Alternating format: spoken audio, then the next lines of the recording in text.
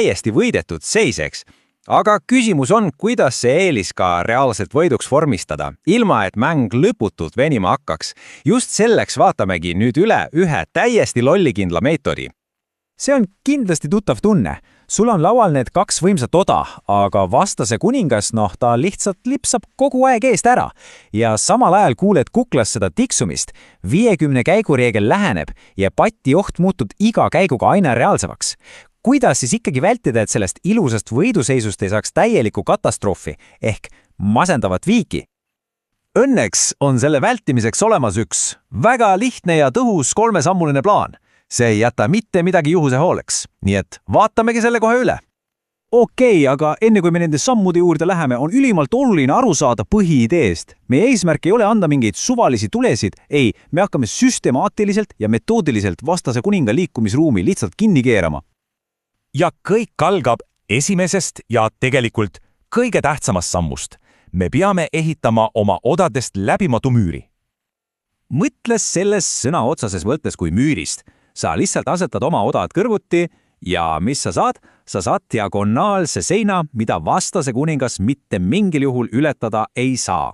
See V-kujuline puur ongi tegelikult kogu selle operatsiooni aluseks ja muidugi, mis on väga oluline, ära unusta oma kuningat appi tuua, et ta odasid toetaks ja kaitseks. Nii, kui müür on püsti, siis hakkab see kõige lõbusam osa. Me hakkame seda puuri tasapisi väiksemaks tegema, surudes vastase kuningas samm-sammult laua serva poole. Selles sammus on senina mõnus rütm. Esiteks, sa kasutad oma kuningat, et odasid külje pealt toetada. Siis, kui su kuningas on ilusti paigas, astud ühe odaga sammukese ettepoole. See teeb müüri kohe kitsamaks ja sunnib vastase kuningat taganema. Ja siis lihtsalt kordad seda. Kuningas liigub, oda liigub, vastane taganeb, see on nagu marssimine oma armeega mõõda lauda ülesse. Ja teise sammu eesmärk on täidetud täpselt siis, kui vastase kuningas on surutud laua servale ja tal on jäänud ainult 2 ruutu, mille vahel liikuda. See on nüüd kriitilise tähtsusega. Kui jätad talle ainult 1 ruudu, riskid sa kohe patiseisuga ja kogu töö on luhtas. Selge! Kuningas on servalõksus. Nüüd on aeg see töö lõpule viia ja anda lõplik matt. Fakt on see, et 2 odaga on matt võimalik anda ainult nurgas. Nii et meie ülesanne on nüüd see kuningas sealt lauaservalt ühte neist 2 nurgaruudust sisse suruda. Ja selleks kasutame ühte väga olulist tehnikat. Ja see on ootav käik. Tead küll seda seisu, kus sa mõtled, et kui ma ainult saaksin praegu käiguõigust talle anda. Aga males ju käiku vahele jätta ei saa. Nii et ootav käik ongi parim asi, mis sul võtta on. See on käik, mis ei tee su seisu midagi halvemaks, aga annab käiguõiguse vastasele üle ja põhimõtteliselt sunnib teda astuma sinna, kuhu sa tahad. Kujuta ette, et on sinu kord käia, aga vastase kuningas pole veel päris seal, kus sa teda tahad. Tehes oma odaga ühe lihtsa ootava käigu mööda diagonaali, sa ei muuda seisus midagi olulist, aga sa annad palli vastase kätte. Ja kuna tema valikud on juba nii piiratud, on ta sunnitud astuma otse sinu lõksu, ehk siis nurga poole. Ja niipea, kui kuningas on nurka surutud, algab lõppvaatus. Sinu odad võtavad ära viimasedki põgenemisruudud, üks teise järel.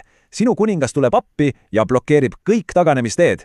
Ja siis järgnebki lühike, aga surmav seeria tulesid, mis päädib vältimatu mattiga. Mäng läbi! Aga enne kui me lõpetame, räägime korraks veel sellest ühest suurest ohust, mis võib kogu su raske tööhetkega nullida. Ja see on muidugi patiseis. See on siis patt. Ja on absoluutselt eluliselt tähtis aru saada, mis see on. See on seis, kus vastase kuningas ei ole tules, aga tal pole enam ühtegi reeglite pärast käiku. Ja mis on tulemus? Mäng on viik. Kogu suu võit on lihtsalt haihtunud. Nii et vaatame korraks selgelt seda erinevust. Mati puhul on kuningas tules ja ei saa põgeneda. Sina võidad. Selge. Pati puhul kuningas ei ole tules, aga ta ei saa ka kuhugi liikuda. Tulemuseks on viik. Nii et pea alati meeles jätta vastasele vähemalt 1 legaalne käik, kuni sa oled valmis andma seda viimast ja otsustavat, matistavat tuld. Ja ongi kõik. Nüüd, kui sa tead seda 3-sammulist plaani, ehita müür, kahanda puuri ja suru kuningas nurka, ei pea sa enam kunagi muretsema, et sa 2 odaga mängu viigistad. See on tööriist, mis muudab selle tehnilise eelise kindlaks ja garanteeritud võiduks.